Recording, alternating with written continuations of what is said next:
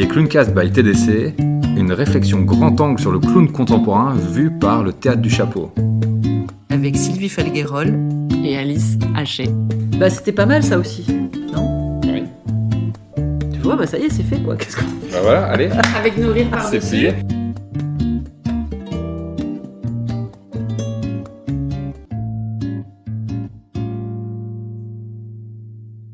Tu te rappelles cette première partie, c'était bien? Avec Marie-Luce. Oui, Bon très bien. Maintenant on va faire la deuxième partie.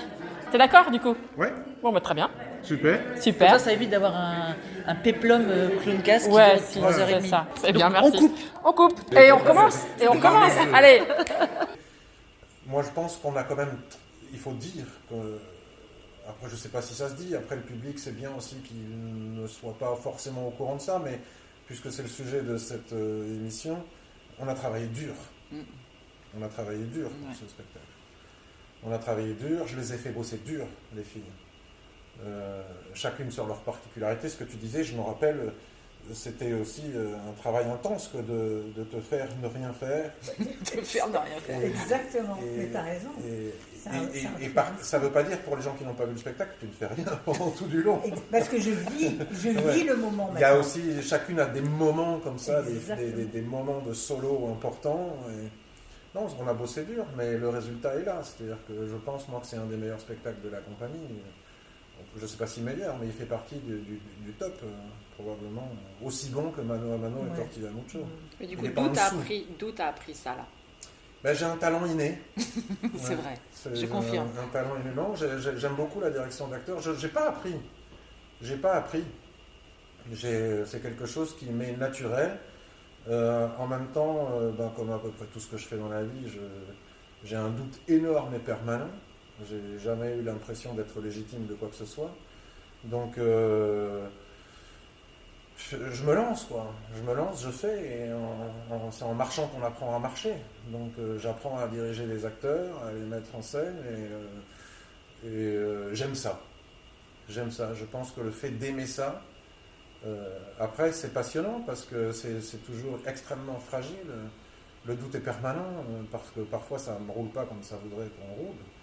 Des fois, tu as envie de faire aux actrices, en l'occurrence, des choses qu'elles ne font pas. Donc tu peux insister, mais tu peux aussi prendre les choses sous un autre angle et te dire, finalement, elles n'y arrivent pas. Donc comment je peux les amener lâcher prise? C'est aussi un travail de lâcher prise. C'est complexe parce qu'il faut à la fois arriver à des résultats et en même temps dans le lâcher prise, parce que tu ne peux pas forcer trop non plus, parce que si tu forces trop à faire quelque chose que quelqu'un n'arrive pas à faire, tu le mets en difficulté, et donc de toute façon il n'y arrivera pas. Donc il faut trouver des astuces, c'est intéressant, mais où est-ce que j'ai appris à le faire? J'en ai aucune idée. À force de voir des spectacles et d'être passionné par les spectacles que je voyais pendant de très nombreuses années, et puis je pense que c'est quelque chose qui m'est naturel. Même si je pense toujours que j'en suis pas capable et que j'ai jamais compris comment j'y arrivais. J'ai toujours eu l'impression que c'était je suis pas capable de le faire, je le fais quand même. À l'arrivée, ça marche pas trop mal, mais c'est un peu le fruit du hasard. Des fois, je me dis aussi. Donc, je peux pas répondre mieux que ça parce que j'ai pas appris à le faire. Je crois qu'on n'apprend pas à faire ce métier. Il y a des écoles de théâtre, il me semble. Il y a des écoles de musique, il y a des écoles de comédiens, mais je crois qu'il n'y a pas d'école de metteur en scène et directeur d'acteur.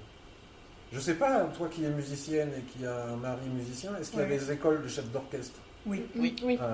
Bon, mais je crois qu'il n'y a pas d'école de mise en Je crois scène, qu'il y il me a un peu semble. de scénographie, c'est peut-être plus au cinéma que au théâtre, peut-être, je sais pas. Ouais, Mais t'as raison. La scénographie, c'est les décors, la mise en scène, la réalisation, peut-être qu'il y a des écoles de réalisation, mais en théâtre, en spectacle vivant, on se lance, quoi. Ouais, mais moi je dirais quand même que, pour le voir un peu plus de l'extérieur et te connaissant, alors déjà, je pense que ça devient quand même un peu de ta culture argentine, parce que tu as quand même vécu très très longtemps en Argentine, et je pense que les Argentins, pour avoir vu beaucoup de spectacles là-bas, ils ont quand même une qualité de direction d'acteur, de mise en scène et de théâtre qui est très très forte. Ils sont très bons, et je pense que tu portes ça en toi quand même, cette culture-là, de ce qu'ils ont, eux, cette culture de théâtre. La manière de faire, ouais, la façon de la faire. manière de faire, et surtout les Argentins, je trouve, pour avoir vu beaucoup de spectacles, chez eux, quand on va avoir 10 spectacles, il y en a 9 qui sont bons, il y en a un qui n'est pas très bon peut-être, mais enfin c'est quand même du haut niveau toujours, que ce soit amateur ou pas, ça nous emporte, c'est excellent. Et peut-être qu'ils ont ce truc-là où ils acceptent pas que ce soit pas super bon, quoi, en fait. Ils acceptent pas que ça transporte pas le public. Ils se contentent pas de voilà, on s'est fait plaisir, ça nous a fait plaisir, nous, à notre petit ego, notre petit je sais pas quoi, mais le public, finalement, il n'a pas répondu à 100%. Et donc, ils se préoccupent beaucoup du public. Et toi, je crois que tu te préoccupes beaucoup du public, et c'est aussi pour ça qu'on est allé sur des spectacles pro, etc. C'est que tu te contentes jamais de, bon, c'est pas mal, mais le public, il a pas. Toi, tu veux à chaque fois que le public dise, voilà, c'est exceptionnel entre guillemets. Enfin, en tout cas, tu tends vers ça, vers un contentement du public. Et ça, je pense que c'est aussi ce qui te donne ta force et ta vision là-dessus. La mise en scène en France est très codifiée. Très codifiée. Il n'y a pas d'école, il me semble, mais pourtant, c'est hyper codifié. Beaucoup de metteurs en scène agissent de la même manière. On accorde de l'importance au déplacement scénique,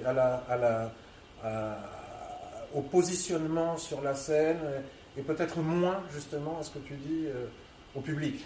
Au public et aussi, je dirais, à l'émotion. C'est-à-dire que toi, tu places tout sur l'état émotionnel et sur comment les acteurs y vivent, ce que tu disais, Marie-Luce, tout à l'heure.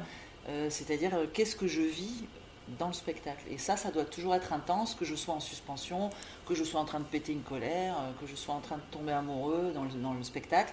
C'est toujours qu'est-ce que je vis intensément et avec émotion pour que l'émotion, elle aille vers le public. Et ça, je trouve que c'est une vraie qualité. Confiance aussi, entre nous, puisqu'on parle du troupe, là. Troupe, ou de la on va troupe. s'appeler comme ça. C'est une question de confiance, et c'est aussi ce que je ressens avec les élèves du Théâtre du Chapeau, par exemple, quand on a animé avec Marie-Luce le cycle 5. Le cycle 5 création, c'est-à-dire qu'on amène les élèves à... Il y a un podcast à ce sujet d'ailleurs, que je vous invite à écouter, parce que je ne l'ai pas encore écouté, mais on m'a dit qu'il était très très bien. Il est super bien. Voilà. En 3 parties. En 3 parties. On amène Déjà, on fait ça avec des personnes qui travaillent avec nous depuis de nombreuses années. C'est-à-dire les gens qui ont commencé à faire un stage de découverte, un cycle 1, un cycle 2, un cycle 3, un cycle 4, des virgules, etc. Donc c'est des gens qu'on connaît, qui ont confiance en nous et qui ont confiance dans notre manière de faire. Et donc d'entrée de jeu, les gens sont quand même relativement à l'aise parce qu'il y a cette confiance qui a été tissée au travers des années dans notre enseignement et via notre enseignement. Et la première chose que l'on demande, quand on a fait avec Marie-Luce, c'est on vous demande de nous faire confiance. On ne sait pas où on va, mais on y va, et faites-nous confiance, a priori on connaît notre métier, ça devrait bien se passer. Et ça se passe bien. Et je pense aussi que moi je ne me place pas, je ne suis pas un metteur en scène. Je ne mets pas en scène, le métier de metteur en scène, il met en scène différentes compagnies avec différents acteurs, le réalisateur de cinéma. Moi je suis metteur en scène et directeur d'acteurs du spectacle Roméo et Juliette, et en collaboration avec Alice, du spectacle Mano à Mano, Tortilla Mucho, aussi en collaboration avec Marie-Luce, et pas tout seul. Le seul que j'ai vraiment mené comme ça un peu seul, et encore qu'elle l'avait écrit à l'avance, donc c'est relatif, c'est Roméo et Juliette, donc c'est plus de la direction d'acteur que de la mise en scène ou de l'écriture, avec des gens que je connais bien, et des filles qui me connaissent bien, et donc il y a cette relation de confiance qui fait aussi que c'est possible. Et que ça devient, même si c'est pas toujours facile, ça devient facile à un moment donné. Maintenant, si demain on me fait venir 2 comédiens que j'ai jamais vus de ma vie et que je dois les mettre en scène, je ne sais pas si j'en suis capable. Moi, je dis que tu en es absolument capable. Je sais que tu as ce talent-là. Enfin, en tout cas, j'aime bien ça, et aujourd'hui, je préfère ça, et c'est un peu pour répondre à une des questions que tu posais tout à l'heure. Comment est-ce que Marie-Luce s'est immiscée dans ce duo? C'est aussi le fruit d'une évolution, c'est qu'à un moment donné, moi j'en ai eu ras-le-bol de jouer. Justement parce que la confrontation, le moi acteur et le moi vendeur de spectacle m'était insupportable. J'en pouvais plus et ça me dégoûtait de mon métier d'acteur et de comédien. J'y prenais plus de plaisir et j'ai voulu arrêter à un moment donné. Donc, et en même temps, j'ai trouvé ça agréable de diriger des acteurs, etc. Et donc une place a été, Marie-Luce a pris cette place parce qu'elle y a été invitée aussi, et c'était super que ce soit comme ça. C'est aussi comme ça que Marie-Luce est arrivée non pas à me remplacer, mais à créer un nouveau duo par rapport au duo historique Alice et Patrick, parce que moi j'ai laissé cette place, Marie-Luce a eu envie de prendre cette place, en tout cas c'était pas ma place, mais sa place dans ce nouveau, et moi j'ai trouvé ça super de ne pas être acteur. J'en ai absolument jamais souffert. Souvent, les gens me disent, mais est-ce que ça te manque pas? Non, pas du tout. Et j'ai trouvé ça super de pouvoir avoir ce regard extérieur sur ce nouveau duo qui s'est créé. Donc ça s'est fait aussi pour ça et avec cette facilité-là. Et t'arrivais à avoir ce regard quand toi tu étais du coup dans le duo en scène? Tu faisais aussi la mise en scène de votre duo? Oui, en collaboration avec Alice, c'est-à-dire à égalité. Après, moi, j'ai toujours... je ne sais pas pourquoi et comment ça surgit comme ça. J'ai des bonnes idées. Et... Alice, elle a beaucoup de talent. Moi, j'ai pas d'idée, moi. Elle a une petite exécutante. Mais j'ai plein de bonnes idées. Et puis, c'est vrai que cette culture argentine, notamment du théâtre de rue, qui est moins codifiée aussi qu'en France, parce qu'ici, tout est codifié dans notre pays. C'est pas une critique, hein, les choses, elles sont comme elles sont différentes. Rien n'est laissé au hasard dans notre pays. Il n'y a pas vraiment beaucoup de spectacles de rue. Il y a des festivals de théâtre de rue où on est programmé. En Argentine, tous les week-ends, sur toutes les places de la ville, à Buenos Aires, il y a des gens qui sont organisés par personne, qui spontanément vont sur les places et jouent des spectacles. Et il y a des choses extraordinaires, et je me suis beaucoup inspiré de ça, et c'est une mine d'idées, de choses que l'on voit là-bas, qu'on ne voit pas ici, et que j'utilise aussi toujours. Donc oui, c'est pas facile d'être des deux côtés. On en a souffert avec Alice aussi. C'était pas facile quand on créait Mano a Mano ou Tortilla Mucho, de ne pas avoir un regard extérieur. On aurait rêvé avoir le regard extérieur que j'ai été dans Roméo et Juliette, justement. Tortilla Mucho, ça a été différent. On a commencé tout seul avec Alice et Marie-Luce est venue donner ce regard extérieur. Et c'est d'un confort. Et puis en plus, entre gens qui parlent le même langage, qui ont la même manière de vivre le clown, de le concevoir, de l'imaginer, de le ressentir. Donc c'est très très chouette.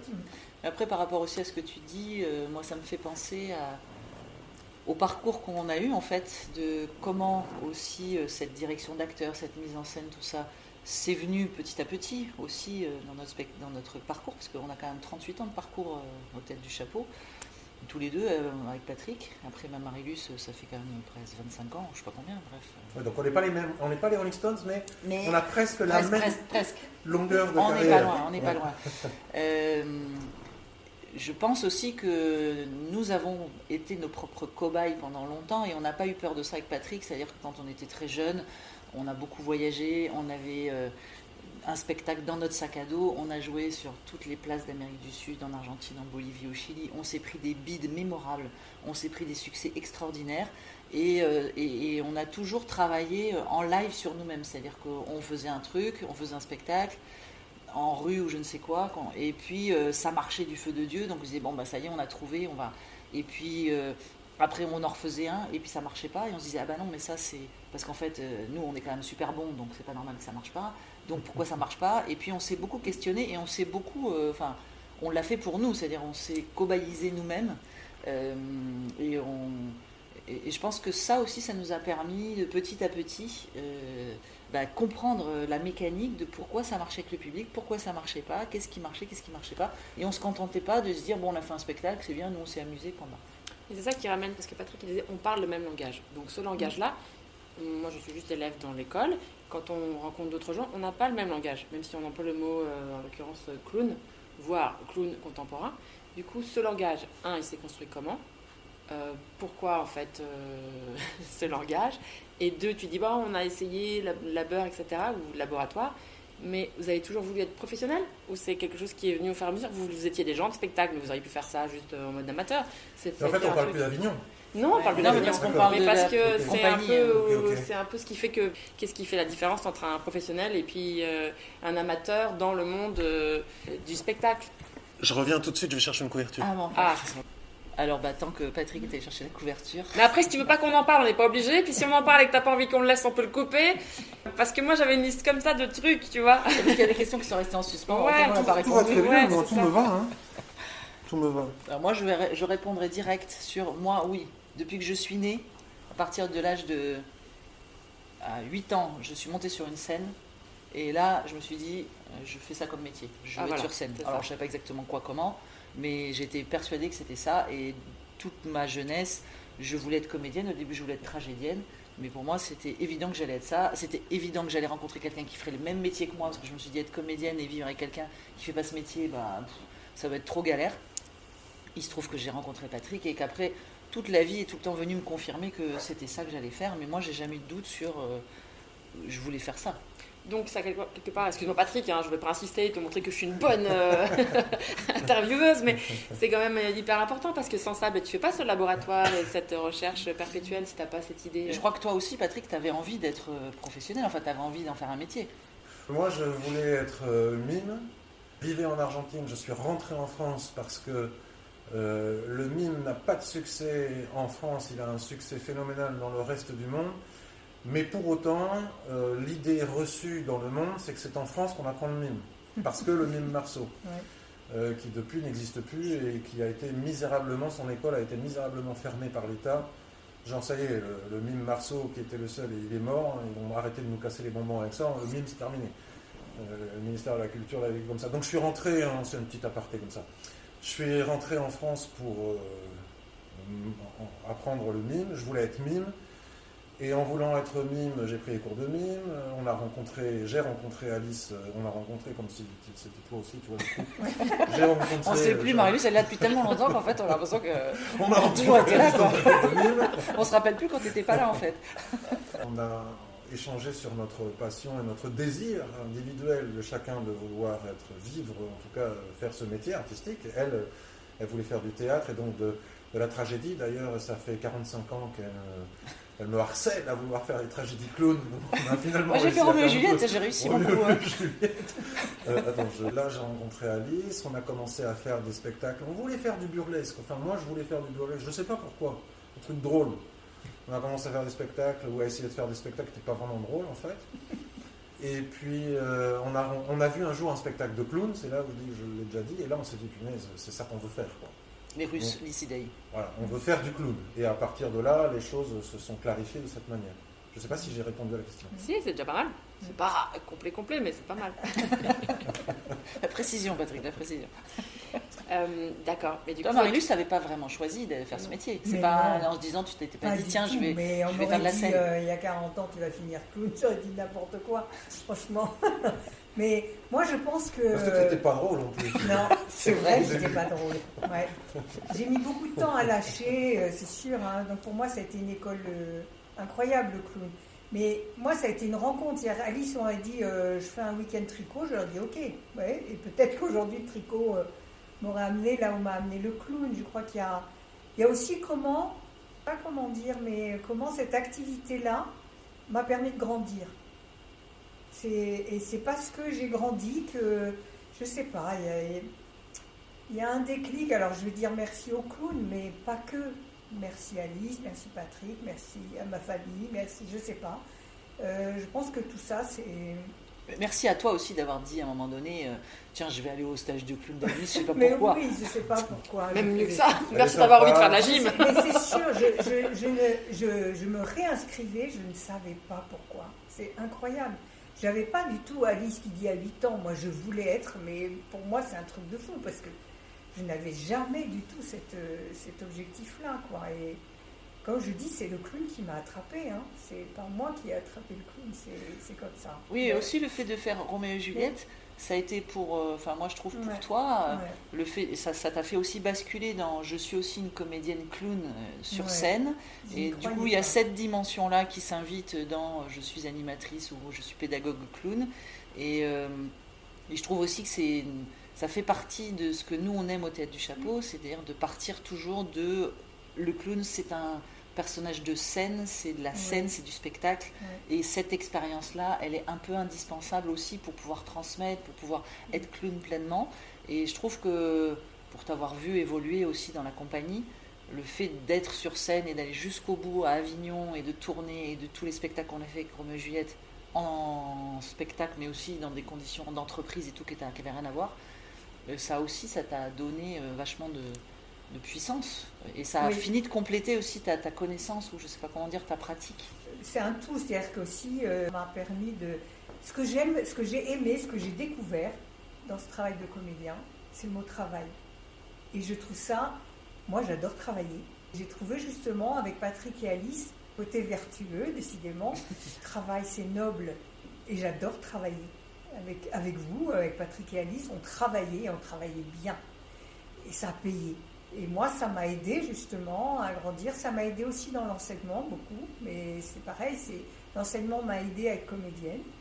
Et être comédienne m'a permis, je trouve, de transmettre encore mieux. Donc c'est un système qui est merveilleux, je trouve, pour ça.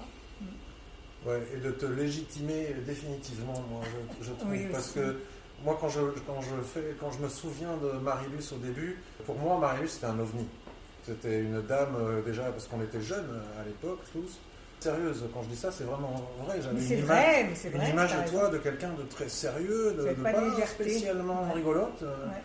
Ça me surprenait de la voir dans les stages de clown et de continuer et de voir cette évolution et de voir comment cet aspect drôle qui est en toi, en fait, est apparu comme ça, chaleureux. J'ai trouvé ça extraordinaire. J'ai vraiment vécu cette naissance, un peu. C'est ouais, ça, mais enfin, c'était en toi, c'est pas comme si tu n'étais pas né non plus avec le clown. Mais, et puis, j'adorais ta manière de faire, d'être.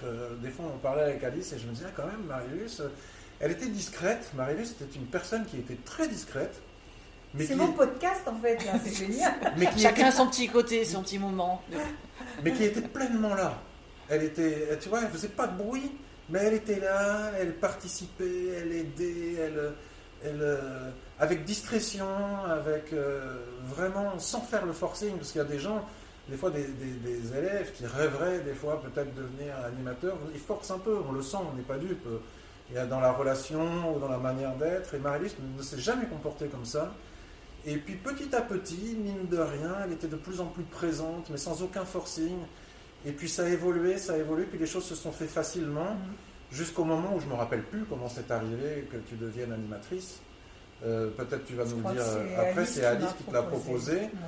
Et puis elle a commencé à être animatrice, et puis dans sa manière d'être animatrice, elle était aussi tout à fait extraordinaire, dans le sens où elle faisait son boulot avec vraiment beaucoup d'envie, beaucoup de désir, beaucoup de professionnalisme, mais toujours sans forcer, toujours avec discrétion, toujours comme si les choses étaient faciles. Vraiment, moi je l'ai vécu vraiment comme ça. C'était très fort. Et puis après, elle est devenue une collaboratrice vraiment, enfin je veux dire, même peut-être le bras droit d'Alice à un moment donné aussi, beaucoup plus que moi qui ai pris du recul aussi par rapport à la chose. Talent en tant qu'animatrice, et puis un engagement total, mais toujours. Moi, tout au long de la carrière de clown au Théâtre du Chapeau de Marilus, j'ai toujours ressenti beaucoup de discrétion dans sa manière de faire, beaucoup de je ne sais pas comment le dire, mais discrétion, jamais de force, et pour autant un engagement total, qui était très agréable, même dans tout ce que tu faisais. Et à un moment donné, elle a été aussi d'une aide précieuse, parce que là, on a découvert aussi le talent de Marilus en tant que directrice d'acteurs. Elle a été vraiment précieuse dans son regard extérieur sur les spectacles qu'on avait déjà montés, Mano a Mano, Tortilla Mucho. Elle nous a fait beaucoup bosser, Marilus, avec beaucoup de talent. Et à un moment donné, moi je sais que ça m'est apparu comme une évidence qu'il fallait absolument qu'elle devienne une actrice du Théâtre du Chapeau, et que tout ce talent qu'elle avait, tout ce savoir-faire qu'elle avait, devait se magnifier et non pas se clôturer, parce que ça continue, mais devait oui, je ne sais pas comment le dire, devait s'ancrer par un spectacle. Et à partir du moment où elle a fait ce spectacle... Moi, j'en étais pas persuadée. Non, on l'a convaincue. Ouais. On l'a convaincue. Et depuis ce jour, je trouve que Marilus est devenue notre égale, quoi. C'est-à-dire qu'il y a effectivement les créateurs historiques de la compagnie de théâtre du Chapeau, Alice et Patrick, mais depuis le moment où elle a joué ce spectacle, elle a fait ce spectacle, elle a commencé à nous diriger dans les spectacles, moi je pense que Marilus, elle est du même niveau d'importance au sein de la compagnie de théâtre du Chapeau que Alice et Patrick, qui sont les historiques. Et je trouve aussi que ça a fini de légitimer ton talent et ta présence au sein du Théâtre du Chapeau, parce que tu es super dans ce spectacle, tu es super clown et c'est magnifique ce que tu fais. Et c'est pas facile, parce qu'être au niveau artistique et clown, je dis ça en toute humilité, d'Alice et Patrick, c'est pas facile. Parce que Alice et Patrick, c'est quand même des gens qui ont de l'expérience, du talent, qui ont fait des bons spectacles, et arriver à ce niveau en tant que Marilus, c'est pas quelque chose de facile. Et tu l'as fait, elle l'a fait. Et depuis ce jour, je trouve que Marilus, elle est, je veux dire, c'est un pilier, quoi. Mais ce pilier devait être consolidé par un spectacle. Moi, je le ressens vraiment comme ça. Oui, parce qu'on avait, comme ça nous a mis vraiment à parité d'expérience. Et moi, je me souviens qu'avant, je me disais, oui, mais moi, je suis pas une artiste. Oui, mais moi, je suis pas une artiste. Et pendant longtemps. Et moi, je disais, non, arrête de dire que tu es pas une artiste. Tu es une artiste, puisque ton métier, c'est d'être clown, d'être pédagogue clown. Et je pense que aussi le fait d'avoir fait Avignon et d'être allé au bout de cette expérience, ça a terminé qu'à un moment donné, tu dises, oui, j'assume, je suis une artiste. Je le suis, et qu'être une artiste, ça veut pas dire je sais pas quoi. Enfin voilà, c'est un métier, un métier qu'on peut faire.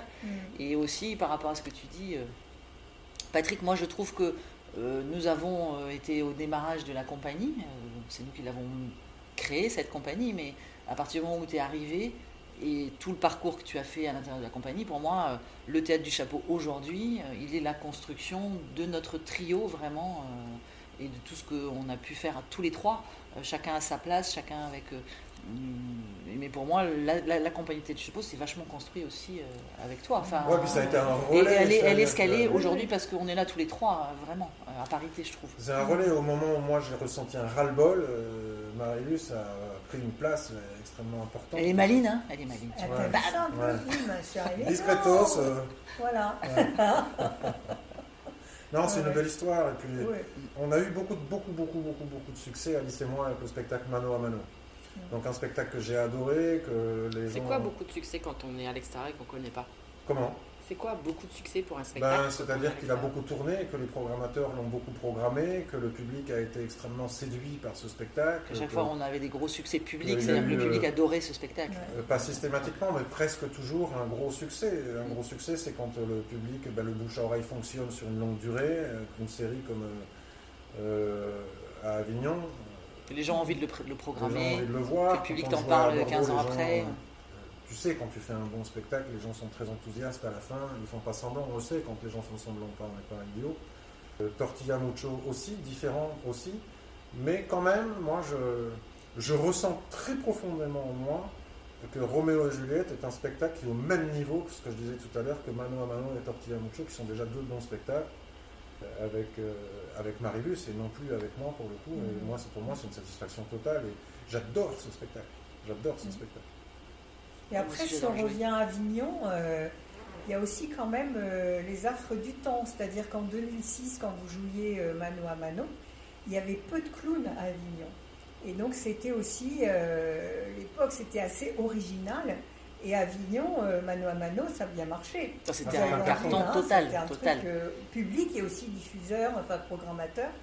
Donc ça, c'était intéressant. Après 2012, Tortilla Mucho. Et là, il se trouve que, il faut savoir que dans Avignon, il y a à peu près 120 théâtres privés que chaque compagnie loue.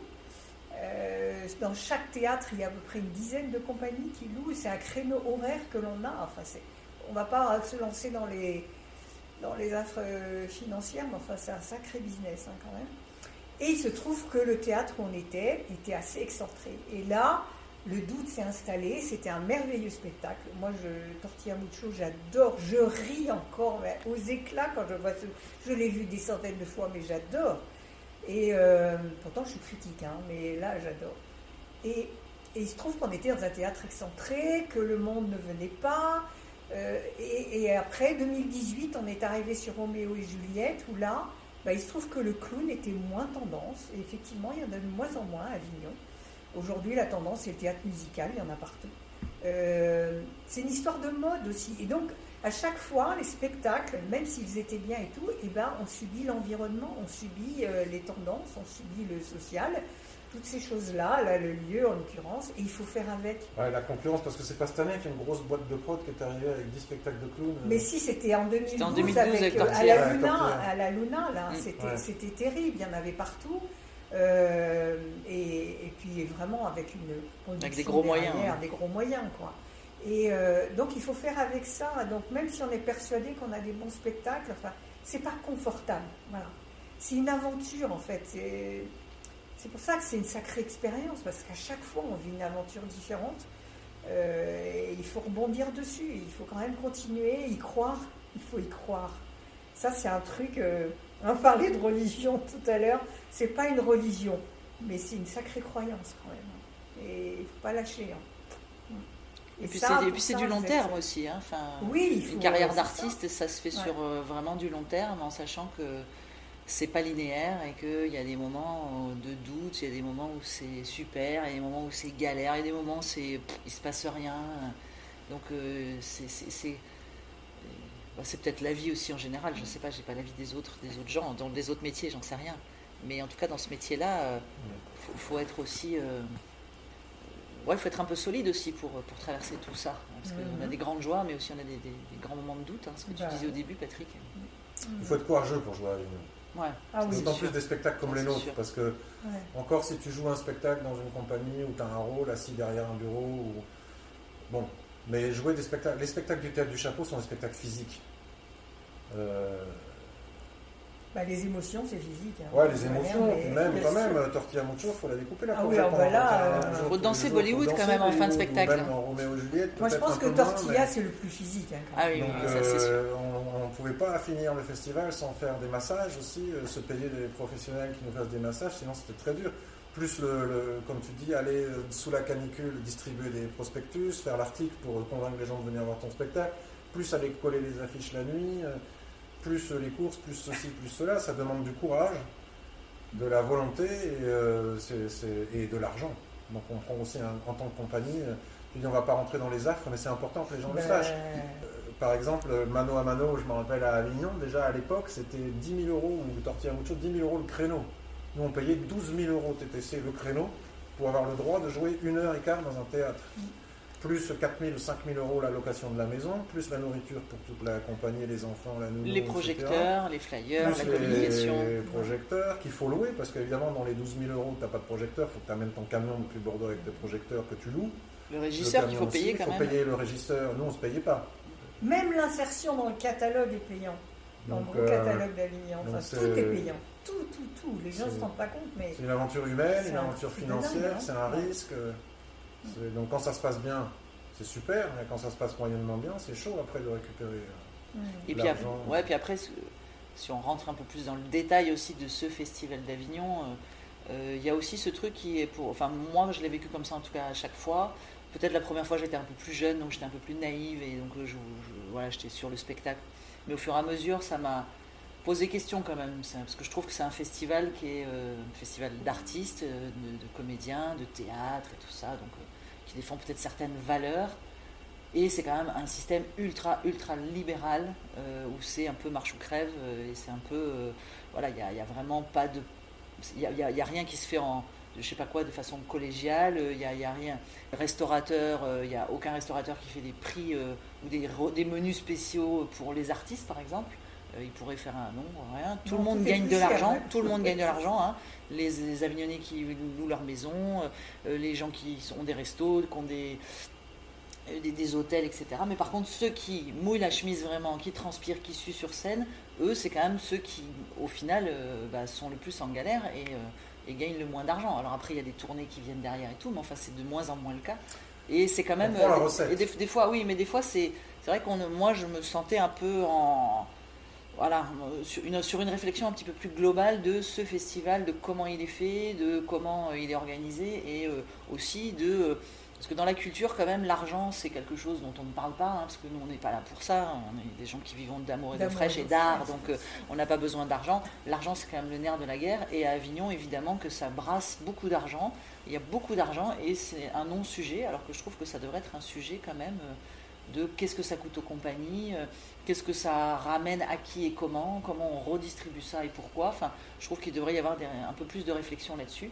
Et des fois, moi, j'ai trouvé que j'étais dans un système un peu brutal au niveau financier. On devrait avoir une réflexion politique très importante sur le festival d'Avignon et économique. Et après, pour finir aussi, la seule recette d'une compagnie, en fait, une compagnie qui va à Avignon, son objectif, c'est espérer, c'est ce que je disais au début, être repéré et programmé par des programmateurs, ce qui est tout à fait aléatoire et pas du tout. Et des gens en plus qui ont parlé de pouvoir tout à l'heure avant cette émission, La plupart, je ne veux pas être désagréable avec les programmateurs, mais enfin je les connais bien et je ne veux pas tous les mettre dans le même sac, mais ils ont un pouvoir incroyable. C'est-à-dire que tout le monde essaye de les séduire, tout le monde essaye d'aller les voir, donc ça ne doit pas être facile pour eux, mais d'un claquement de doigts, ils te font vivre ou pas, quoi. Et ils ont des exigences qui sont incroyables, qui ne sont pas toujours justifiées. Donc la seule recette économique, c'est la recette, puisqu'on le loue, le créneau du théâtre, donc il ne va pas en plus garder la recette. Donc la recette des entrées, c'est pour nous. Donc si tu fais des bonnes entrées, c'est bien, mais si tu fais des entrées moyennes, tu ne gagnes pas beaucoup de sous. Et ce qui est incroyable aussi, c'est que l'organisation du festival Off, il vend une carte hyper chère aux festivaliers pour avoir des réductions, pour que les gens puissent avoir des réductions sur les spectacles. Mais nous, artistes, on n'en voit pas la couleur de la carte en question. Et donc nous, on est obligé de vendre notre place moins cher parce que les gens ont une carte, mais dont on n'a aucun bénéfice. Donc c'est pas pour pleurer, mais c'est pour dire que le Festival d'Avignon de l'extérieur, c'est très mignon, très sympa, mais que la réalité économique et politique du festival est vraiment pas simple. Et comme tu disais, Marie-Luce, au début, c'est un peu la guerre aussi. Et il y a aussi les gens qui louent des salles, hein, qui ont des théâtres, il y en a qui ont... Et puis il y a aussi des gens qui louent des garages, des granges qu'ils aménagent pour le festival. Et ils ne sont pas forcément très sympathiques non plus, hein, c'est-à-dire vraiment... ils font pas forcément des efforts. Écoute, si t'es pas content, moi, les compagnies qui veulent payer 10 000 balles, j'en ai plein. Hein. Donc déjà, faut s'estimer content d'avoir un créneau. Et puis le créneau, c'est de 2h30 et c'est 2h30. Hein. T'as pas un quart d'heure de plus, pas un quart d'heure de moins. T'as tant de temps pour régler les projecteurs. S'il y a une ampoule qui pète, c'est pour ta pomme. Enfin, c'est quand même... ils sont pas très tendres. Je veux dire, c'est pas tendre. Juliette, on avait 10 minutes pour installer. On jouait pendant 1 heure, 1 heure et quart. 10 minutes pour tout enlever et on passait la serpillière. Et pour tout ça, tu payais quand même 10 000 balles. Et tu te dis qu'il y avait quand même 10 compagnies qui louaient la même salle. Donc ça fait 10 x 10, 100. Tu vois, et certains lieux ont plusieurs salles, donc ils donnent l'auto chaque été. C'est exactement, c'était ça.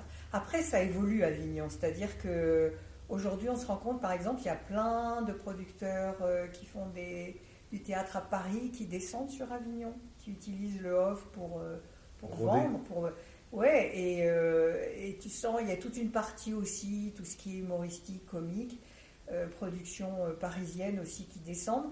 Tu sens que dans le off, il y a une inégalité aussi entre les compagnies indépendantes et ces compagnies-là. Il y a aussi qu'il y a les programmateurs, restent moins longtemps parce qu'ils ont moins d'argent. Donc s'ils restent moins longtemps, ils voient moins de spectacles. Les festivaliers aussi, comme c'est cher, restent moins longtemps. Donc le bouche à oreille, qui est quand même la meilleure communication à Avignon, eh bien, elle est un peu squeezée. Donc c'est beaucoup plus difficile de remplir les salles. Il y a quand même une évolution qui, à mon avis, va dans le négatif au niveau de ce festival. Oui, puisque tu dis aussi cette concurrence déloyale qu'on a vue. Enfin, moi, ça m'énervait un peu en 2018. C'est-à-dire, c'est des gens qui sont connus, je ne dirais pas de nom, à Paris, qui font des one-man shows, des gros spectacles. Ils viennent dans le off d'Avignon. Ils ont donc la télé, etc. Donc ils drainent beaucoup de public. Nous, qu'on fasse à ça, on peut rien faire, quoi. Et du coup, ils profitent d'Avignon pour roder leur spectacle, pour faire de la pub pour les tournées à venir. Enfin, ça devient du pur marketing. Et donc du coup, c'est pas très fair-play parfois. Ouais. On finit sur une note un peu négative. Oui, c'est vrai, parce que là, ça fait quand même un petit moment qu'on discute, on ne se rend pas compte. Il y a même un festival qui s'est créé, qui s'appelle « Nous n'irons plus à Avignon ». Oui, c'est vrai. Justement, parce que ça ne peut plus fonctionner, ce modèle, c'est un modèle dépassé qui ne peut plus fonctionner.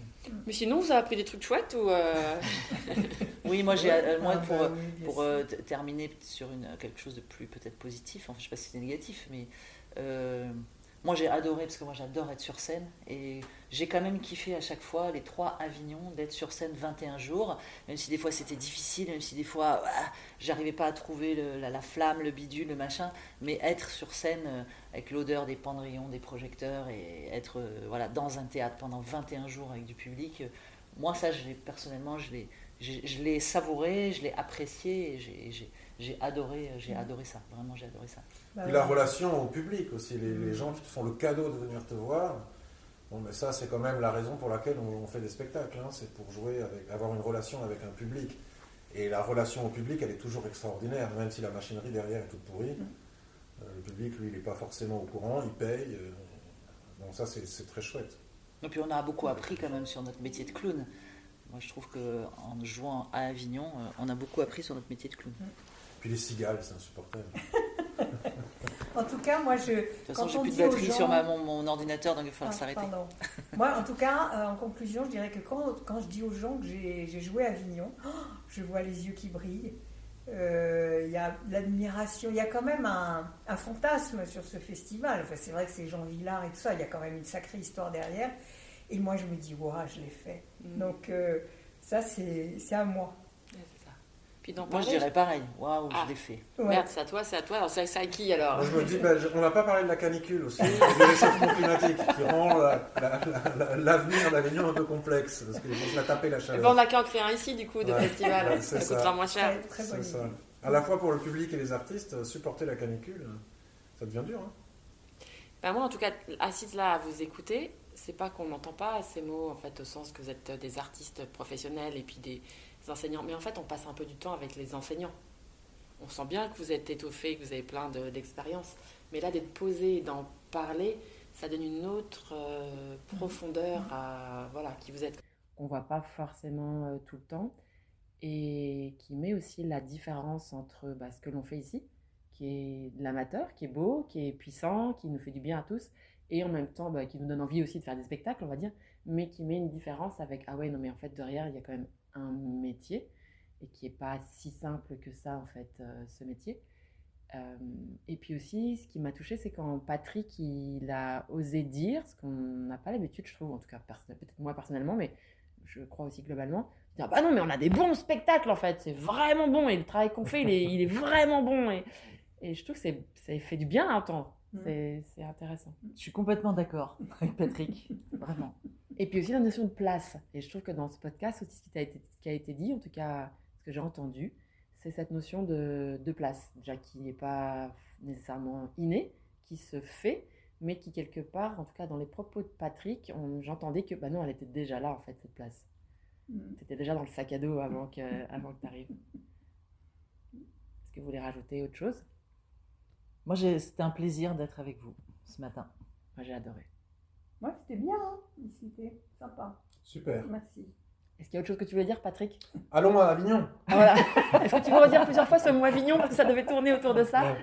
Non, c'est une ville très sympathique, mais le festival, c'est très sympathique aussi en tant que festivalier, mais ce que tu dis, c'est vrai, c'est que les gens ne perçoivent pas. Parfois, on a des élèves qui ont des fois dit, tiens, moi aussi, je vais faire acteur ou actrice et je vais monter un spectacle. On en a même connu qui ont quitté leur boulot en se disant, tiens, si Patrick et Alice le font, à une époque, on va le faire surtout aussi. si Marilus le fait, excuse-moi. Oui, mais c'était même avant Marilus. possible. Pour ça mais ce dont les gens ne se rendent pas toujours compte, c'est que c'est un boulot qui demande de travailler beaucoup,